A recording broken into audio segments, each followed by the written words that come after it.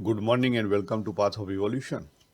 આપણે ભગવદ્ ગીતા ચેપ્ટર 8 અક્ષરભ્રમ યોગ એમાં આજે આપણે શરૂઆત કરીએ. ગઈકાલે ઇન્ટ્રોડક્શન જોયું હતું કે આખી ભગવદ્ ગીતાનો સાર શું છે.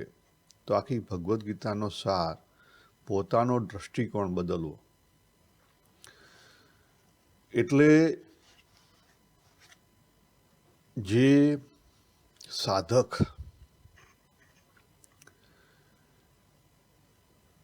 પહેલું સ્ટેપ જે સદમાર્ગે છે, બરાબર, એને પછી ભગવદ્ ગીતા લક્ષ્ય બતાવે છે. શું બતાવે છે? લક્ષ્ય બતાવે છે. શાના માટે? મોહ ટાળવા માટે.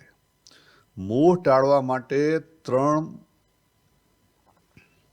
તત્વ સમજવા જરૂરી છે. પોતાની જાતને જેમ છે તેમ સમજવી પડે, જગતને જેમ છે તેમ સમજવું પડે, અને એ આ 2 તત્વો સમજાય તો પરમાત્મા તત્વ સમજાય. અંતિમ તત્વ કયું છે? પરમાત્મા તત્વ. સત અને સતથી પર એવું પરમાત્મા તત્વ. પણ એ ડાયરેક્ટલી સમજાય એવું નથી, એટલે આ 2 તત્વો સમજવા પડે. તો ભગવાને 7મા અધ્યાયથી શરૂઆત કરી દીધી, અને એ જ વસ્તુને અહીંયા ભગવાન બીજા શબ્દોમાં કહે છે. 7મા અધ્યાયમાં શરૂઆતમાં જ ભગવાને કહી દીધું કે મારી પરા ને અપરા પ્રકૃતિ, અને એમાંથી આ આખું જગત બન્યું. બરાબર.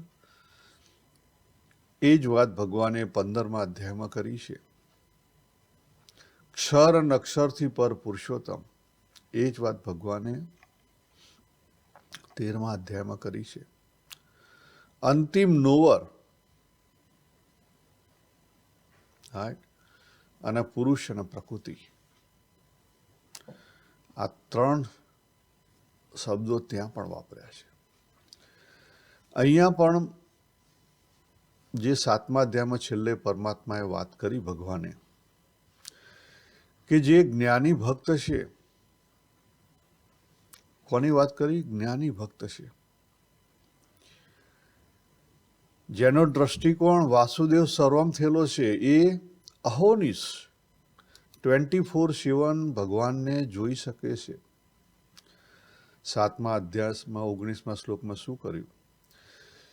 કે જરા અને મરણમાંથી છૂટવા માટે જેઓ મારે શરણે થઈને પ્રયત્ન કરે છે, એ સાધકો તે ભ્રમને, જો પહેલો શબ્દ ત્યાં વાપર્યો, તે ભ્રમને, પછી સમગ્ર આધ્યાત્મને તેમજ સંપૂર્ણ કર્મને ઓળખી લે છે. સમગ્ર આધ્યાત્મ, નોટ ઓનલી પર્સનલ આધ્યાત્મ, સમગ્ર આધ્યાત્મ અને સંપૂર્ણ કર્મ. એટલે જો સાધકની વાત થાય છે, અહીંયા જે કરવા જેવા કર્મ નથી એની વાત નથી થતી. અહીંયા એની વાત થાય છે કે ભગવાને આખું આ જગત બનાવ્યું, એની પાછળનું શું રહસ્ય છે? એ ભગવાનનું કેવું છે? સેક્રિફાઈસ છે, બલિદાન છે, લોહીનું પાણી છે. અથવા છેલ્લા શબ્દોમાં કહીએ તો એ ભગવાને પોતાની એનર્જી વેડફી છે. વેડફી છે એટલે ફૂંકી મારી છે, એક્ઝોસ્ટ કરી છે. બરાબર. કારણ કે એ જે એક્ઝોસ્ટ કરવી, એનો પ્રોપર એક્ઝેક્ટ શબ્દ ફૂંકી મારો, it's not like correct word. બરાબર. પણ શું કહેવાય? સેક્રિફાઈસ, બલિદાનના રૂપમાં ફૂંકી મારી છે. પછી આગળ 30મા શ્લોકની અંદર ભગવાને વાત કરી કે જે સાધકો અધિભૂત અને અધિદૈવ સહિત તેમજ અધિયજ્ઞ સહિત મને જાણે છે, એટલે પરમાત્માને જાણે છે, તે સાધકો મારામાં એટલે કે પરમાત્મામાં ચિત્ત પરોવેલા અંતકાળે મને જ ઓળખીને પામી જાય છે. કારણ કે 24/7 આ 6 તત્વો અવેલેબલ છે. 24/7 આ 6 તત્વ અવેલેબલ છે. અધિભૂત રૂપે પરિસ્થિતિ આવે છે અને જાય છે. એક પરિસ્થિતિ બદલાય છે, પણ એની પાછળ રહેલું તત્વ નથી બદલાતું. જો એને જેમ છે તેમ એક્સેપ્ટ થાય તો આપણે ભગવાનને એક્સેપ્ટ કર્યા સમજી લો.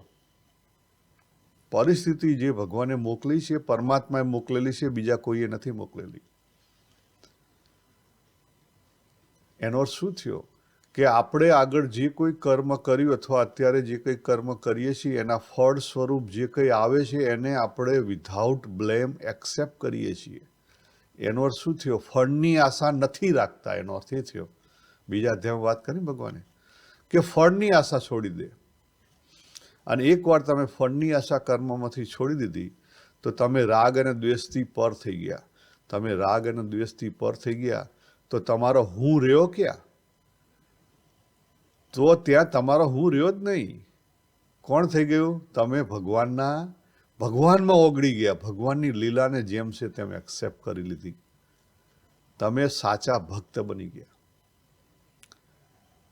પણ આપણને હાલતા ને ચાલતા જે કંઈ પરિસ્થિતિ આવે એનું એક્સેપ્ટન્સ નથી આવતું. બધે વાય મને જ કેમ, મારામાં જ કેમ આવું થયું? મેં તો બહુ મહેનત કરી હતી છતાં હું કેમ આમ થયો?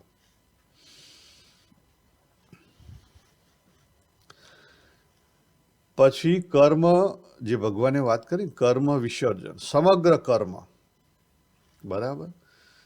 એટલે આપણે જે કંઈ કરીએ છીએ એની પાછળ જે એનર્જી રહેલી છે, કઈ એનર્જી રહેલી છે? ક્રિયાશક્તિ. ભગવાન તેની વાત કરે છે. એ ક્રિયાશક્તિ મૂકેલી છે. બરાબર? એ જે ભગવાને જે ક્રિયાશક્તિ મૂકી છે ને એની વાત થાય છે. આપણે એમાં દોટ ડાપણ કરીએ છીએ એની વાત નહીં થતી. આપણે એને જે મોડિફાઈડ કરીએ છીએ એની વાત નથી થતી. પછી આધ્યાત્મ એટલે આપણે એ જે ક્રિયાશક્તિ કઈ રીતે વાપરીએ, તો આપણો જેવો સ્વભાવ હોય એ રીતે. કોઈનો ગાવાનો સ્વભાવ હોય તો એ ગાઈને ભગવાનને પ્રસન્ન કરે. બરાબર? કોઈનો કથા કરવાનો હોય તો કથા કરીને એની શક્તિ એક્ઝોસ્ટ કરે. અમે શું કરીએ છીએ? એ જ અમારી જે ચડ છે અંદરની એ કથા રૂપે બહાર મૂકીએ છીએ. એ ક્રિયાશક્તિ છે. બરાબર? એ કર્મ વિસર્જન છે. વન ટાઈપ ઓફ અંદર રહેલી જે ચડ છે, જે બ્લોક થયેલી એનર્જી, બીજા શબ્દમાં કહું તો જે રજોગુણી વેગ છે, કરવાનો વેગ છે, હજી ઢીલો નથી પડ્યો, એને આ રૂપે એક્ઝોસ્ટ કરીએ છીએ. એટલા માટે તો હું કહું છું ને વારંવાર કે અમારી ગરજી અમે આ કરીએ છીએ. મારી પોતાની ગરજી હું આ કરું છું. કેમ? કારણ કે મારી અંદર રહેલું કંઈક કરવું છે. એ જે હજી એનર્જી બ્લોક થયેલી છે ને એને એક્ઝોસ્ટ કરીએ છીએ. પણ એનર્જી આવી ક્યાંથી? આગલા જન્મોના કર્મોમાંથી. એક વસ્તુ યાદ રાખો કે આખું શરીર આપણું આગલા જન્મના કર્મનું બંધાયેલું છે અને પરિસ્થિતિ મુજબ એની અંદર એનર્જી ઊભી થાય અને એક્ઝોસ્ટ થાય. એ એનર્જીને જો આપણે રાગ અને દ્વેષ વગર એક્ઝોસ્ટ કરી શકીએ તો આપણે સાચા સાધક. આપણે નવા કર્મો ઊભા કરતા નથી. ત્યાં જ આપણે પહેલું સ્ટેપ પાકું થઈ ગયું. કયું? જે કહેવાય ને કે પોતાની જાતને જાણી લીધી તો એની પ્રાપ્તિ શું? તો એની પ્રાપ્તિ કે નવા કર્મો બંધાય નહીં. કર્મ બંધનમાંથી મુક્તિ. એટલે એ સ્ટેપથી જ આપણી કર્મ બંધન નવા ઊભા ના થાય. એટલે આગળના જે પડ્યા છે આ દેહ રૂપે એક્ઝોસ્ટ થઈ જશે એક દાડો. બરાબર? એટલે આપણે એ રસ્તો આખો પાકો કરી લીધો. ખાલી એ રસ્તા પરથી નીચે ઉતરી ના જઈએ એટલું ધ્યાન રાખવાનું. કરી છે ને? એ જ શિવે જીવ બન્યો છે ને એ જીવ માટે એણે બધી વ્યવસ્થા કરેલી છે. આપણે કંઈ કરવાનું નથી, પણ આપણે વધારાનું કરીએ છીએ ત્યાં પ્રોબ્લેમ છે. આધ્યાત્મ એટલે કે સ્વભાવ રૂપે, આધ્યાત્મ સ્વભાવ આ 3 અને 4 શ્લોકમાં વાત કરશે ભગવાન. સ્વભાવ રૂપે એ પ્રકૃતિ રેલાય છે. બરાબર. એટલે ભગવાને એ કીધું કે જે આ છ તત્વને જે ઓળખી લે એ મને પામી જાય. ખ્યાલ આવી ગયો? કારણ કે આ જ્યારે દેહ પડી જાય એટલે પછી દેહમાં કોઈ બીજી નવી એનર્જી રહે નહીં આગલા જન્મોની, તો પછી તમારી પ્રાપ્તિ કઈ થઈ ગઈ, બીજી નવી તો કંઈ તમે બાંધી નથી, તો ઓટોમેટિકલી તમે પરમાત્મા સ્વરૂપને પામી જો તમે યાદ રાખજો કે પરમાત્મા કોણ એ બહુ અગત્યની વસ્તુ છે. તમે જો પરમાત્મા તરીકે ખોટી સમજણ પકડી હશે ને, જે 7મા અધ્યાયમાં વાત કરીને દેવી દેવતાઓની, બીજા ધામોની, પછી કેટલાક લોકો દોડડાયા થઈને ઓહો આ તો કૃષ્ણ ભગવાને વાત કરી અને ગોલોકધામ, અહીં ગોલોકધામવાળા કૃષ્ણની વાત નથી થતી, અહીં પુરુષોત્તમ તત્વ રૂપે જે કૃષ્ણ રહેલા છે એની વાત થાય છે. કારણ કે કોઈ પણ ધામમાં જાઓ કે કોઈ પણ લોકમાં જાઓ ત્યારે તમારી આઈડેન્ટિટી રહે છે. જ્યાં સુધી આઈડેન્ટિટી રહે, આઈડેન્ટિટી એટલે દેહ રહે, ગમે તે ફોર્મમાં દેહ હોય, પછી એ ભ્રમતનું ફોર્મમાં હોય, પણ જ્યાં સુધી દેહ રહે ત્યાં સુધી તમે વેરણા નથી. સમજી લો, તમારું અલગ અસ્તિત્વ છે. અને જ્યાં સુધી અલગ અસ્તિત્વ છે ત્યારે એનો અર્થ શું થયો કે ગમે ત્યારે તમે પાછા અહીં આવી શકો. એટલે જેને હજી અલગ અસ્તિત્વનો મોહ છે એ પણ એક મોહ છે. આ મારી પોતાની સમજણ છે અને ઘણા બધા બીજા સંત મહાત્માની પણ સમજણ છે. પણ ઘણા બધા સંત મહાત્મા એવું કહેતા છે કે આ લોકમાં જો, પેલા ધામમાં જો. બરાબર. એટલે ઇટ્સ અપ ટુ યુ. પણ એની પાછળનો હેતુ એક જ છે કે જ્યાં સુધી તમે તનુ પકડ્યું છે ત્યાં સુધી તમારી અલગ આઈડેન્ટિટી છે. એ તનુ પછી આ અન્નમય કોષ રૂપે હોય કે પછી ભ્રમ તનુ હોય કે પછી ભૂતનું તનુ હોય. તનુ એટલે તનુ.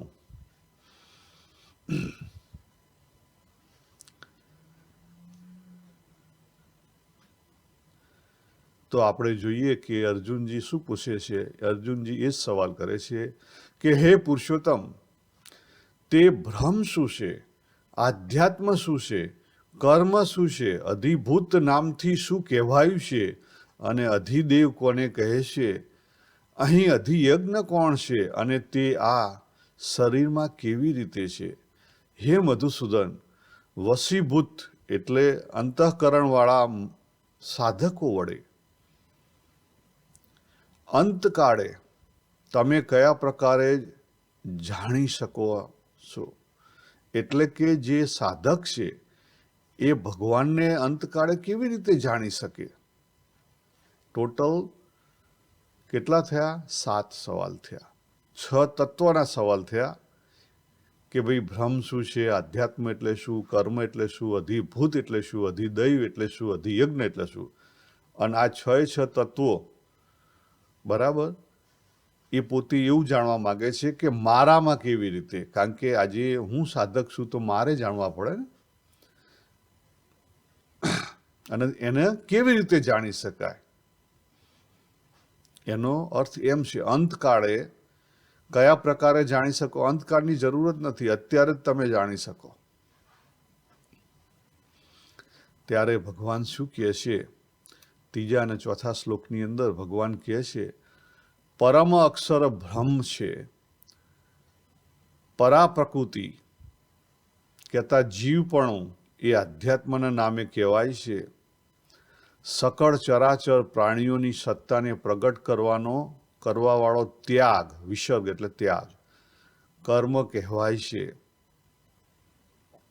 આ 3 શ્લોકની વાત થઈ. અને 4 શ્લોકમાં આપણે જઈએ તો ત્યાં શું કીધું કે હે દેહધારીઓમાં શ્રેષ્ઠ એવા અર્જુન, ઉત્પત્તિ ક્ષરભાવ એટલે ઉત્પત્તિ થવી અને વિનાશ થવો. બરાબર. ક્ષરભાવ એ અધિભૂત છે, પ્રકૃતિ જેને કહીએ આપણે. પછી શું કીધું? પુરુષ અધિદેવ છે અને અત્ર એટલે કે આ દેહે હું કહેતા પરમાત્મા અધિયજ્ઞ છું. હવે આને સિમ્પલ શબ્દોમાં આપણે જોઈએ તો આ જે 6 તત્વ છે એને પોતાના વૈયક્તિક એટલે કે પોતાની મારે સાધના કરવાની છે તો મારા માટે ક્યાં છે એ સમજવા બહુ અગત્યના છે. ભલે સમષ્ટિના સંદર્ભમાં સમજાય કે ના સમજાય એ એક બાજુ રાખો.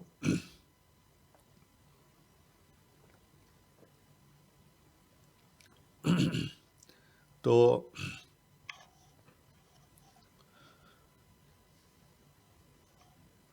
પહેલી વસ્તુ જોઈએ કે વૈયક્તિકના આધારે આ ક્યાં ઉભેલા છે.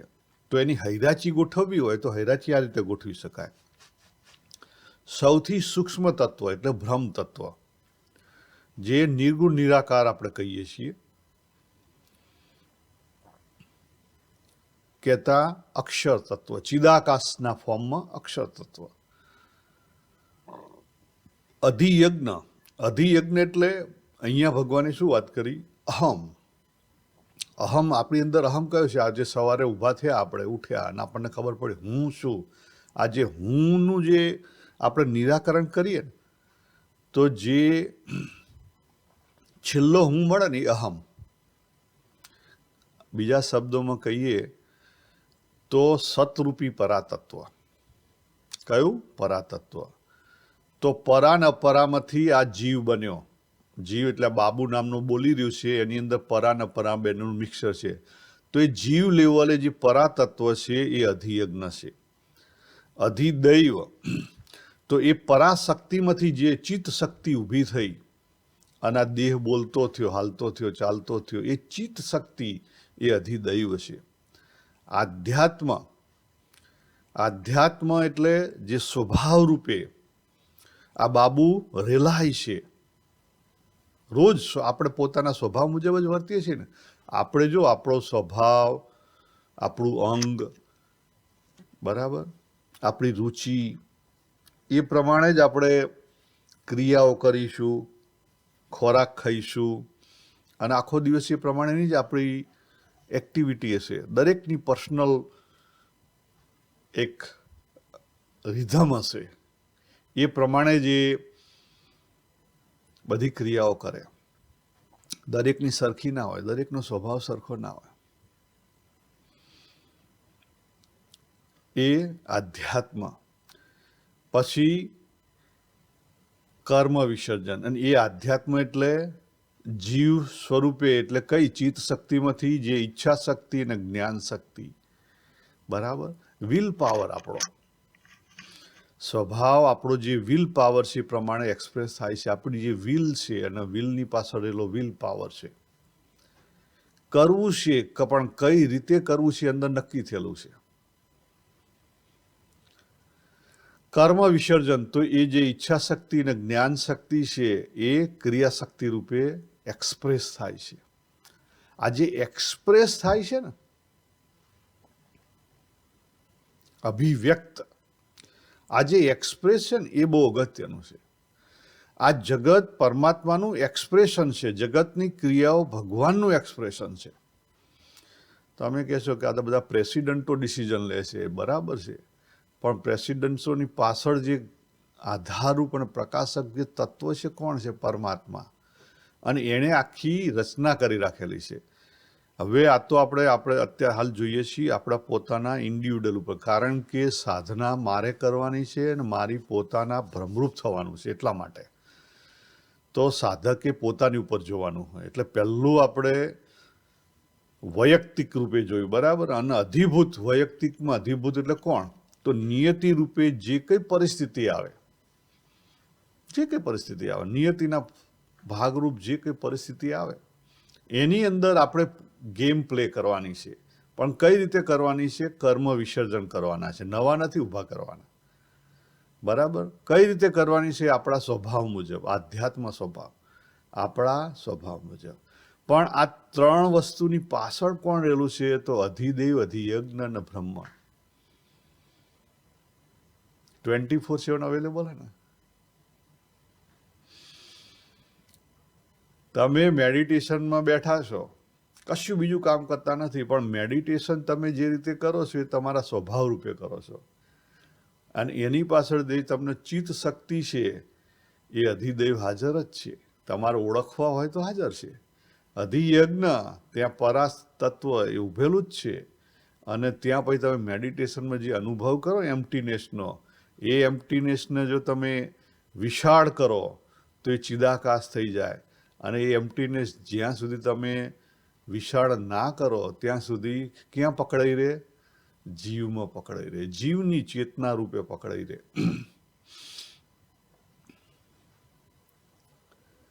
હવે આપણે સમષ્ટિની રીતે જોઈએ. બરાબર? સમષ્ટિમાં બ્રહ્મ એટલે શું? બ્રહ્મ એટલે આધાર અને પ્રકાશક તત્વ. આખી દુનિયાને જે આધાર અને પ્રકાશક તત્વ છે એ બ્રહ્મ કહેવાય. આધ્યાત્મ એટલે શું? તો આધ્યાત્મ સમષ્ટિના સ્ટેન્ડિંગ પોઈન્ટ ઉપરથી જોઈએ તો જે આધ્યાત્મ એટલે કે આત્મારૂપી જે તત્વ છે એની વિદ્યા એટલે આધ્યાત્મ.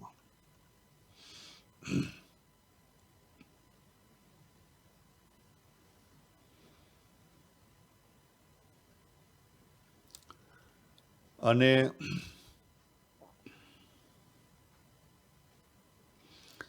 બીજા શબ્દોમાં જોઈએ સમષ્ટિના પોઈન્ટ ઉપરથી તો સ્પિરિચ્યુઅલ માર્ગની જે કોઈ વિદ્યા છે એ આધ્યાત્મ કહેવાય. બરાબર?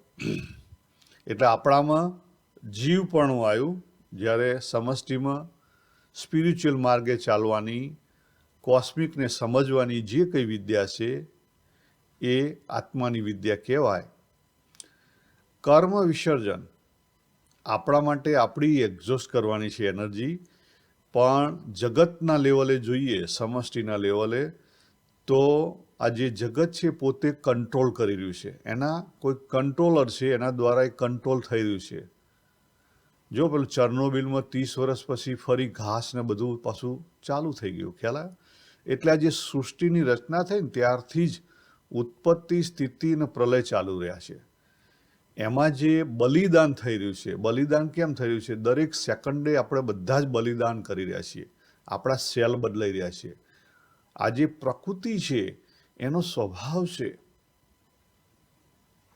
દૈવી ગુણમય મમ માયા. એનો સ્વભાવ છે ગુણમય. દરેક સેકન્ડે બદલાય છે. પણ બદલાય છે શા માટે? કોઈ એને ગમે છે એટલે બદલાય છે એવું નથી. ના, બદલાય છે એટલા માટે કે એને બધું મેન્ટેન કરવાનું છે. જે એનર્જી છે ને એને મેન્ટેન કરવાની છે. એ ફ્લોને મેન્ટેન કરવાનો છે. વધારે ગરમી પડે તો તરત જ વરસાદ લાવી અને એને હરખું કરે. એટલે જ્યાં સુધી મેન્ટેન થાય ને ત્યાં સુધી આખું બ્રહ્માંડ છે, આખું આપણું જગત છે, અથવા આપણા પૃથ્વી પરની જીવસૃષ્ટિ છે, એને સમષ્ટિ છે એ મેન્ટેન કરશે. અને જે દિવસે મેન્ટેન નહીં થઈ શકે, બરાબર, એ દિવસે શું કરશે? પ્રલય કરશે. પણ એક સૃષ્ટિનો પ્રલય થયો એટલે કે આખું જે બ્રહ્માંડો છે, બરાબર, અનેક બ્રહ્માંડો છે, તો એક બ્રહ્માંડનો પ્રલય થાય એને લઈને કોઈ આખું જે સૃષ્ટિની જે રચના પરમાત્માએ કરેલી એ થોડી જતી રહે. એટલા માટે જ જે પ્રકૃતિ છે, જે 5 તત્વની વાત કરી, પુરુષોત્તમ, બરાબર, એની નીચે અક્ષર એટલે કે પુરુષ તત્વ અને પ્રકૃતિ કહેતા માયા તત્વ. આપણે પ્રકૃતિ લેશું કારણ કે માયા વાપરવામાં બહુ મજા નથી. કારણ કે જે 5 તત્વની વાત કરી, જીવ, ઈશ્વર, માયા, ભ્રમ અને પરભ્રમ, બરાબર. એટલે જે પરભ્રમ છે એમાંથી જે 2 તત્વો ઊભા થયા એ અક્ષર અથવા એના પુરુષ કહેવાય. આપણે પુરુષ રાખો એને, બરાબર. અક્ષર એટલા માટે કહે છે કારણ કે આખું તત્વ છે.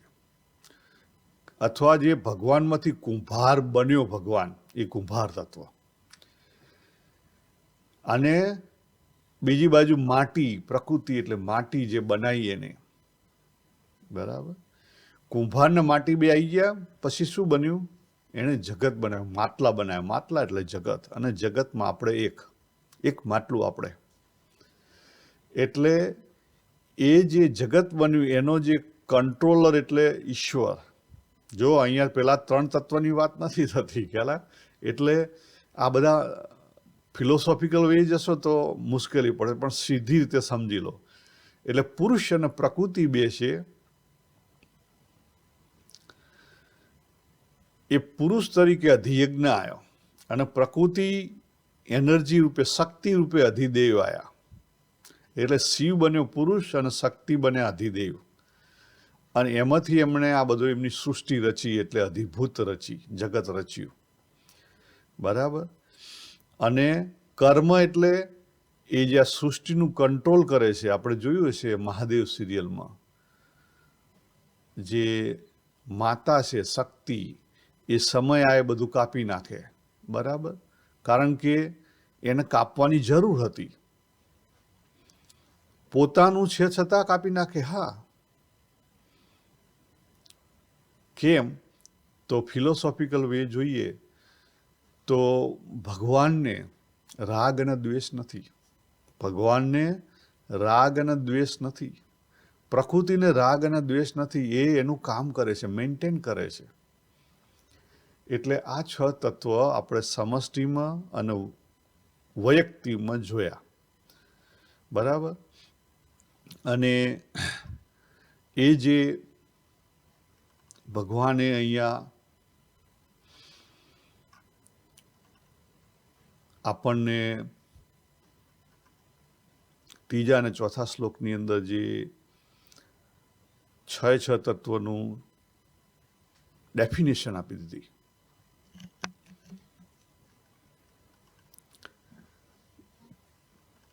તો એ ડેફિનેશન પ્રમાણે, એટલે કે આપણે સાધક છીએ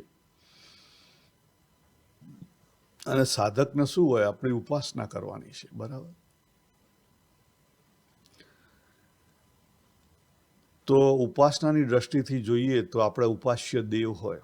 આપણે પોતે ઉપાસક થયા એટલે જીવ. ઉપાસ્ય દેવ એટલે આપણી જો કે ઈષ્ટ દેવતા હોય. અને તાજ્ય એટલે કે આ સંસાર.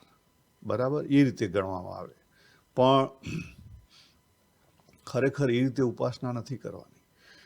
મેં આગળ પણ વાત કરી કે 2 રીતે કરી શકાય. Bottom to top. બરાબર. બોટમ ટુ ટોપ મેથડ છે એમાંય મુશ્કેલી છે, ને ટોપ ટુ ડાઉન મેથડ છે એમાંય મુશ્કેલી છે. પણ જે ટોપ ટુ ડાઉન મેથડ છે ને મોર સહેલી છે. ભગવાનની લીલા, વાસુદેવ સર્વમ, ભગવાનની લીલા અથવા ભગવાન કરતા કરતા આ વસ્તુ જો પકડાઈ જાય ને તો આપણો જે હું છે ને, એ હું જે દેહ રૂપે અને જીવ રૂપે જે ઊભો થાય છે ને વારંવાર, એ ઊભો થતો મટી જાય. હું ટળી નહીં જાય. હું તો આપણું જીવન જ્યાં સુધી છે ત્યાં સુધી રહેશે. પણ એ કેવો રહેશે? માત્ર શુદ્ધ અહમ. કેવો રહેશે? શુદ્ધ અહમ રૂપે રહેશે. અને એ શુદ્ધ છે, શુદ્ધ આપણને નડે નહીં. બરાબર. એટલે આપણે આ લોકમાં આવ્યા તો લોકમાં આવવા પાછળનો એક હેતુ છે. શું હેતુ છે? તો પરમાત્માએ શા માટે જગત બનાવ્યું? પોતાના અનુભવ માટે. 13મા અધ્યાયમાં 20મા અને 21મા શ્લોકમાં જો ભગવાન વાત કરે છે કે પ્રકૃતિ કાર્યકારણ માટે જવાબદાર છે, અને જે જીવ રૂપે આ પુરુષ રેલો છે એ સુખ દુઃખનો અનુભવ કરે છે, કારણ કે પોતે અનુભવ કરવા આવ્યો છે. હવે હું એક વિશેષ વાત કરીશ અહીંયા. ઘણાને કદાચ નહીં પચે, ઘણાને કદાચ નહીં પચે. તો તમારો જે પ્રમાણે સ્વભાવ હોય એ પ્રમાણે તમે ગૃહસ્થ બની શકો, કાં સાધુ થઈ શકો, કાં જંગલમાં જઈ શકો, કાં એકલા રહી શકો. બરાબર. એ દરેકે પોતપોતાની રીતે નિર્ણય લેવાનો. પણ એને લઈ અને કોઈ ઊંચું નથી કાં કોઈ નીચું નથી. આ લોકની અંદર એ જે પરમાત્મા છે, શિવ સ્વરૂપ છે, એણે જ જીવ બન્યો છે, એટલે એકબીજામાં કોઈ ભેદ નથી.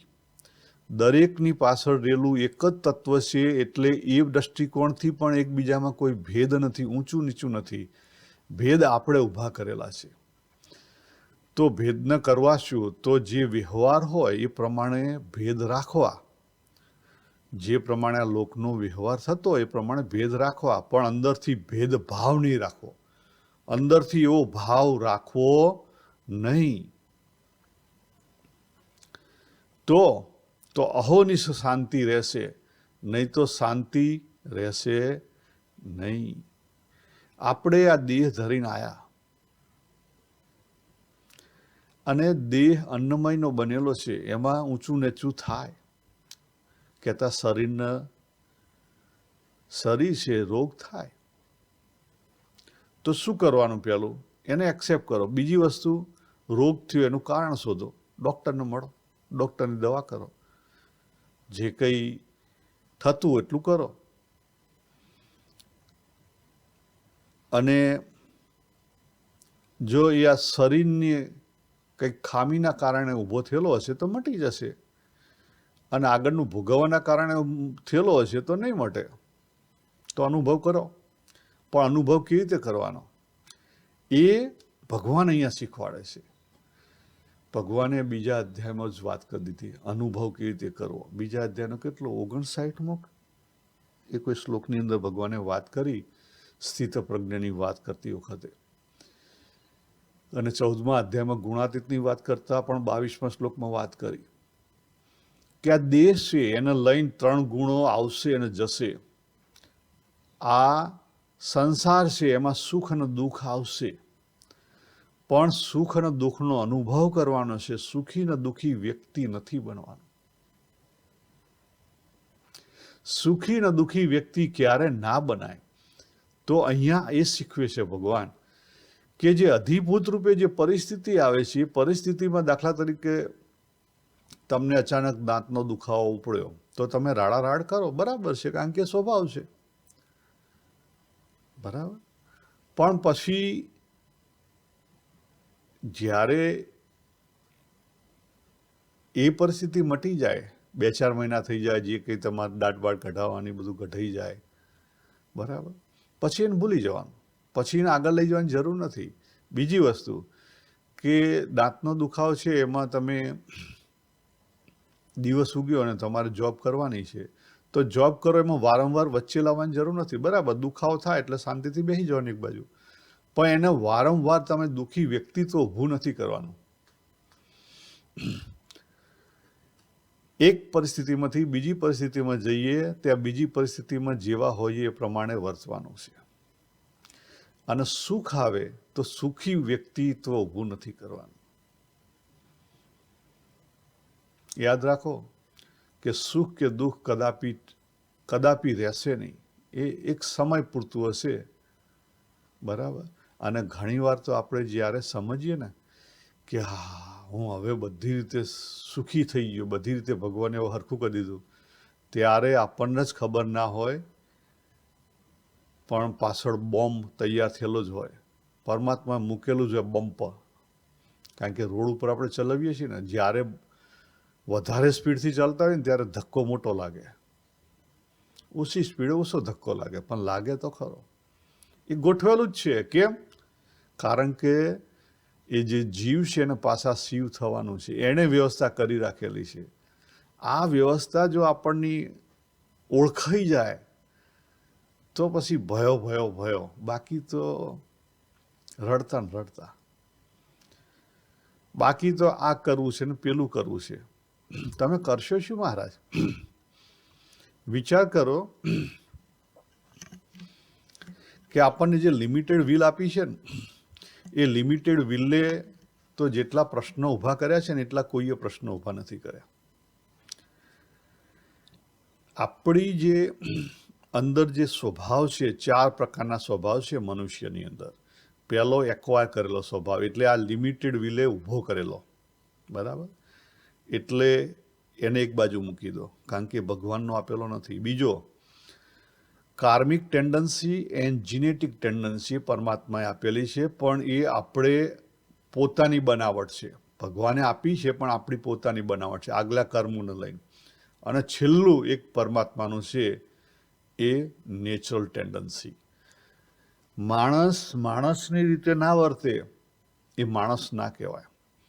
જો ગાય, ભેંસ, કૂતરું, બલાડું, બીજા પશુ પક્ષીઓ, બીજા વનસ્પતિઓ દરેક પોતાના સ્વભાવ મુજબ વર્તે. એક માણસ જ એવું છે કે માનવતાના સ્વભાવથી અલગ વર્તે છે. અહીંયા જો ભગવાને કેટલી સગવડ કરી દીધી આપણને. ભગવાને કર્મ વિસર્જન આપ્યું અને આધ્યાત્મ સ્વભાવ કીધો કે તું તારા આગળના જે કર્મો છે, કાર્મિક ટેન્ડન્સી ને જીનેટિક ટેન્ડન્સીને તું વિસર્જન કરી દે. તો પછી આપણે જે ના સમજણથી જે કંઈ ભેગી કરી છે અત્યાર સુધી એક્વાયર કરેલી ટેન્ડન્સી, એનું શું કરશો? એને વિસર્જન કરી દો. બરાબર? તો છે ને પછી નવી નહીં બંધાય. એક બલિદાન વિસર્જન કરવાનો હેતુ પકડી લેશો ને તો આપણે સાચા સાધક બની જઈશું. વિસર્જન કરવાનો હેતુ શું પકડી લેવાનો? કે જેમ ભગવાને લોહી પાણી કરી બલિદાન આપી, ભગવદ્ ગીતાનો 4થો અધ્યાય, આ જગત ઊભું કર્યું. આજે બાપ તરીકે મેં મારા લોહીનું પાણી કરી અને આ મારું જે કંઈ કહેવાય કે ગૃહસ્થ તરીકેનું જે કંઈ સંસાર ઊભો કર્યો, છોકરા મોટા કરે, હા કર્યું, ના કર્યું, જે કંઈ કર્યું, બરાબર, એ શના માટે બલિદાન આપ્યું છે? એ જરૂરી છે. શના માટે જરૂરી છે? કર્મ વિસર્જન માટે જરૂરી છે. તો એનો અર્થ શું થયો? એનો અર્થ એક જ થયો કે એ મારી ગરજ હતી એટલે મેં કર્યું. એનો અર્થ શું થયો? મારી ગરજ હતી એટલે મેં કર્યું. મારા છોકરાને મેં મોટા કર્યા, મારી ગરજ છે. જોબ પર જઉં છું, એ મારી ગરજ છે. બરાબર? મારા મા બાપ માટે કંઈક કામ કરું છું, મારી ગરજ છે. મારા ભાઈઓ બહેનો નાના મોટા કર્યા, એ મારી ગરજ હતી. મારા ઘરવાળાઓને કમાઈ લાઈન ખવડાવું છું, એ મારી ગરજ છે. જો આટલી વસ્તુ એક્સેપ્ટ થઈ જાય તો ફરિયાદ રહે નહીં. તો પછી ઈગો ઊભો ના થાય. મેં કર્યું એ આવે નહીં. વિચાર કરજો. સમજદારને ઈશારો કાપી છે, આટલો વિચાર કરજો. તો જે આજે 6 તત્વની વાત કરી ભગવાને હાચે સમજાઈ જશે. આ 6 તત્વ અહોનિશ હાજર છે. આપણે ખાલી એને સમજી અને ઓળખવાના છે. એક વાત છેલ્લે કરી લઉં. આપણે ત્યાં મેં જે પ્રમાણે આપણું જે હિન્દુ રિલિજિયસ અને જે કંઈ બીજી બધી રિલિજિયસ પ્રેક્ટિસોમાં ગયો અને જે કંઈ મારો અનુભવ છે એ મુજબ આપણે ત્યાં સ્વભાવની ખોટી વ્યાખ્યાઓ કરવામાં આવેલી છે. એ કોઈ કારણસર કરેલી હશે, પણ સ્વભાવની ખોટી વ્યાખ્યાઓ કરેલી છે. અને પછી જે કંઈ સાધક જાય એને ખોટું લઠ્ઠું પકડાવવામાં આવે. સ્ટેપ 1 માટે બરાબર છે કે આપણે નેગેટિવ હોઈએ તો એમાંથી બહાર નીકળવા માટે આપણે ઈગો મજબૂત કરવો પડે. બરાબર? અને ત્યાં કદાચ તમે થોડી ઘણી સ્વભાવની વાત કરો, કારણ કે મિસઅન્ડરસ્ટેન્ડિંગથી સ્વભાવને એવું પકડવામાં આવ્યું કે મારો ગુસ્સાવાળો સ્વભાવ છે. બરાબર? અથવા એવું કહે કે ભાઈ દારૂ પીવાવાળો સ્વભાવ છે. દારૂ પીવાવાળો સ્વભાવ એ ખરેખર સ્વભાવમાં ના આવે. ગુસ્સાવાળો સ્વભાવ છે એ કદાચ ગણી શકાય. પણ જો તમે એમ પકડશો કે મારો સ્વભાવ ગુસ્સાવાળો છે તો ગુસ્સો તમારામાંથી કદીએ જશે નહીં, એ સ્ટ્રોંગ બનશે. એટલે આપણે ત્યાં ને રોંગ મેથડ યુઝ કરવામાં આવે છે અને ખોટા સ્વભાવ બતાવવામાં આવે છે. એની જગ્યાએ ભગવાને જે આપણી અંદર સ્વભાવ મૂક્યો છે, કાર્મિક ટેન્ડન્સી મૂકી, જીનેટિક ટેન્ડન્સી મૂકી, નેચરલ ટેન્ડન્સી મૂકી, અને ઇવન આપણે પોતે ઊભી કરી એક્વાયર ટેન્ડન્સી. આપણને ખબર નથી કે આપણો જે ક્રોધનો સ્વભાવ એ આપણે ઊભો કર્યો કે આગળનો કંઈક મૂકેલો છે. તો પછી આપણે એની તરફ લક્ષ્ય આપવાની જગ્યાએ આપણે શની તરફ લક્ષ્ય આપવું? આપણે આપણા કર્તવ્ય તરફ લક્ષ્ય આપવું. તો તો ધીરે ધીરે ધીરે ઓટોમેટિકલી એ જે સ્વભાવ છે ને એ ખરી જશે, એક્ઝોસ્ટ થઈ જશે. કારણ કે આપણે જ્યારે એક્ઝોસ્ટ કરવાનું કામ કરીએ તો ઓટોમેટિકલી એક્ઝોસ્ટ થઈ જાય.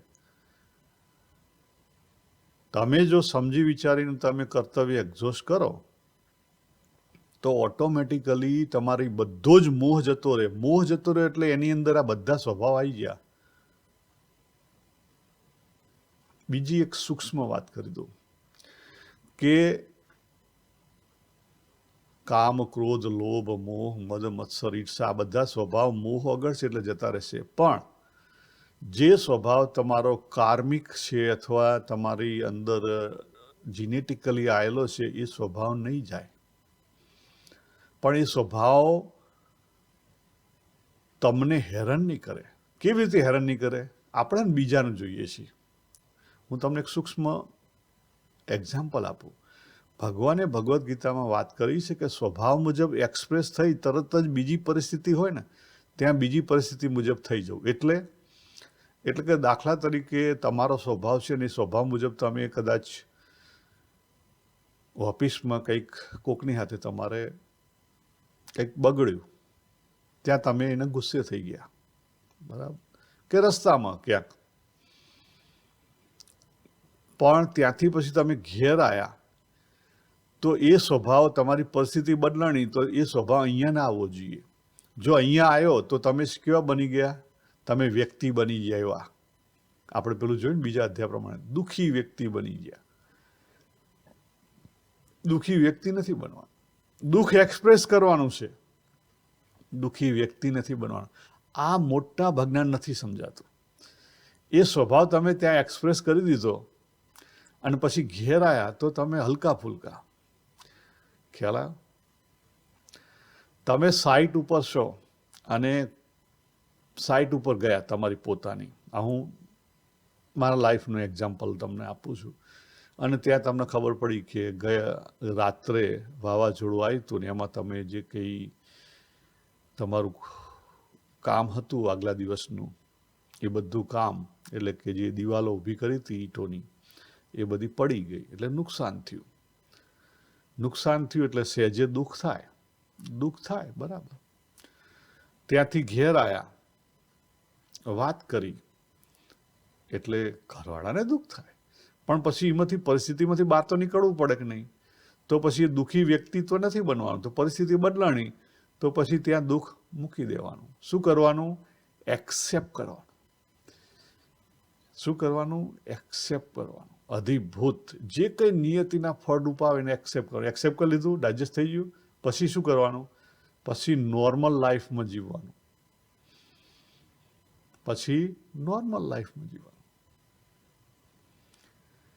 આ વસ્તુ કરશો ને તો મુશ્કેલી નહીં ઊભી થાય. તો છે આપણને જે હિંતા દિનતા આવે છે ને નહીં આવે. મારા ફાધર 1992ની અંદર રામનવમીના દિવસે એમને સ્ટ્રોકનો હુમલો આવ્યો. તો એક પુત્ર તરીકે મને દુઃખ થાય, બરાબર. પણ મારી ફરજ પણ છે તો કે ભાઈ એમને ઝડપથી કંઈક વ્હીકલ કરી અને કડી લઈ જાઓ. કડી લઈ ગયા. કડી ડૉક્ટર જોડે બતાવી દીધું. ત્યાં કીધું કે ભાઈ તમે ઝડપથી અમદાવાદ લઈ જાઓ. તો બીજું વ્હીકલ ભાડે કરી અમદાવાદ લઈ ગયા. ખ્યાલ આવ્યો? ત્યાં આપણે આપણો પ્રયત્ન કરવાનો છે. મારા પિતાજી છે તો એમની સાથે રિલેશનશીપના લીધે દુઃખ થાય. આપણે માણસ છીએ, દુઃખ થાય, બરાબર. ત્યાં આપણે આપણું થતો બધો પ્રયત્ન કર્યો. એટલે કે કર્તવ્ય કર્મ કરવાનું છે. સ્વભાવ રૂપે જે કર્તવ્ય કર્મ હોય એ કરવાનું છે. પણ પછી એની મરજી પર મૂકી દેવાનું. એ સાજા થાય તોય ગુડ, એણે કર્યું, અને ના સાજા થાય તો એની મરજી. પણ પછી આપણે ખબર હોસ્પિટલમાં કેવા દર્દો થાય. પહેલાં લોન, આમ લોન, તે લોન, હા લોન, ના લોન, આમ કેમ કર્યું, પેલું કેમ કર્યું, હું અહીંયા કેસ કરી દઈશ ને પેલું કરી દઈશ ને. એ આપણે કેટલાય વર્ષો સુધી ખેંચીએ છીએ. આવું તો ગામડે બહુ ચાલતું હોય છે. એક નાનો ઇન્સિડન્ટ થયો હોય ને એને પકડી રાખી અને આખી જિંદગી જીવતા હોય માણસો. કેટલાક લોકો તો એક અણસમજુ ભય હોય ને બીજો સમજુ ભય હોય, અથવા બીજો અણસમજુ હોય. સહેજ પેલા એ ખેતરનો સીધો તોડ્યો હોય તો પેલો કોર્ટ કેસ કરે. હવે કોર્ટ કેસમાં દર મહિને તમારે જે તાલુકા લેવલે ત્યાં કોર્ટમાં હાજર થવું પડે, લેન્ડ કોર્ટમાં. એનો ઉકેલ આવે નહીં તો બંનેના પૈસા ક્યાં ખર્ચે છે? બંને ભાઈઓ પૈસા જ ખર્ચે છે. પણ બે શાંતિથી બેસીને ઉકેલી લે તો શું ફેર પડે? અથવા પછી લેટ ગો કરી દે. ભગવાને જે પરિસ્થિતિ આપી છે એને એક્સેપ્ટ કરી લો, કાં પછી એને લેટ ગો કરી દો, કાં પછી શું થતું હોય એ કરાય. બરાબર, પણ એને પકડી ના બેસી રહેવાય. ભગવાને પકડીને બેસી રહેવાની ના પાડી છે, રાગ અને દ્વેષ ઊભા કરવાની ના પાડી છે. આપણે તો એકવાર એક જણ જોડે બોલ્યા અથવા કંઈક દુઃખ થયું, ઘરમાં જ એવું કરીએ છીએ, 2-3 દાડા સુધી બોલીએ નહીં, પણ એવું ના રાખાય.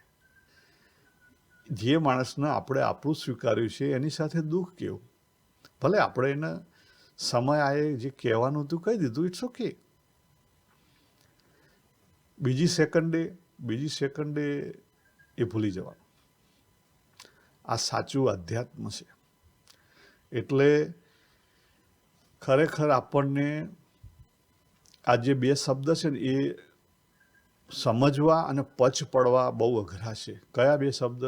સ્વભાવ આધ્યાત્મ અને કર્મ વિસર્જન. આ 2 વસ્તુ જો સમજાશે, અને ત્રીજી વસ્તુ અધિભૂત. અધિભૂતમાં જે કોઈ પરિસ્થિતિ આવે એ ભગવાને મોકલેલી છે, એને આંખો બંધ કરીને સ્વીકારી લો. પછી જે કર્તવ્ય કર્મ કરવું પડે કરો. તો શાંતિ ને શાંતિ રહેશે. બધા આખી ભગવદ્ ગીતાનો સારનો સાર અહીં મૂકી દીધો ભગવાને. તો દ્રષ્ટિકોણ ઓટોમેટિકલી બદલાવા માંડશે. દ્રષ્ટિકોણ કેવી રીતે બદલાય? અંદર તમે જે વસ્તુ એક્સેપ્ટ કરી, સમજી અને એક્સેપ્ટ કરી લો, એના લઈને દ્રષ્ટિકોણ બદલાય. માળા ફેરવવાથી દ્રષ્ટિકોણ નહીં બદલાય. બરાબર, મંદિરોના દર્શન કરવા જવાથી દ્રષ્ટિકોણ નહીં બદલાય. સવારે નહીં અને પછી સૂર્યનારાયણને પાણી ચડાવવાથી દ્રષ્ટિકોણ નહીં બદલાય. શંખ ફૂંકવાથી દ્રષ્ટિકોણ નહીં બદલાય. દ્રષ્ટિકોણ શાનાથી બદલાશે? આપણા અનુભવમાંથી શીખી અંદર જુઓ. અંદરના અનુભવમાંથી શીખીને આગળ વધશો, તેથી દ્રષ્ટિકોણ બદલાશે. અને અંદરના અનુભવથી શીખીને આગળ વધવા માટે આ 6 તત્વો ભગવાને મૂક્યા છે. એને એ ભગવાનની લીલા છે. એ ભગવાન કરતા હરતા છે. એ રીતે એક્સેપ્ટ કરો, એ રીતે એક્સપ્રેસ કરો, એક્સેપ્ટ કરો. અધિભૂત એક્સેપ્ટ કરવાનું છે, પણ કર્મ એક્સપ્રેસ કરવાનું છે. બરાબર, આધ્યાત્મ એક્સપ્રેસ કરવાનું છે. અધિયજ્ઞ અને અધિદૈવ એક્સપ્રેસ કરવાની છે. તો જે એક્સપ્રેસ કરવાનું છે એક્સપ્રેસ કરો, અને જે એક્સેપ્ટ કરવાનું છે એક્સેપ્ટ કરો. આ 2 જ વસ્તુ કરવાની, ત્રીજી કંઈ કરવાની નથી. તો સુખ ને સુખ એ કહેવાય ને, ચિદાકાશ ઘન સ્વરૂપે જે બ્રહ્મ તત્વ રહેલું છે એનું સુખ તો આવે, નહીં તો નહીં આવે. નહીં તો પછી શું દેખાશે?